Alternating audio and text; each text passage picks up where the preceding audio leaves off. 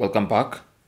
I'll be showing you how to change the time zone on your TCL Google TV. So go to settings.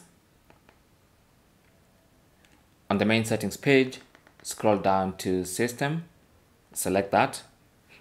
Under system, go to date and time, select that. And then scroll down to set time zone, select that. And you can see your default time zone, and you can change to any other time zone that you want. So for instance, if I want the Dubai time zone, I can just highlight that and select, and that's going to change my time zone. And that is basically how to change your time zone or how to set time zone on your TCL Google TV. Thanks for watching. Comments and questions down below, and good luck.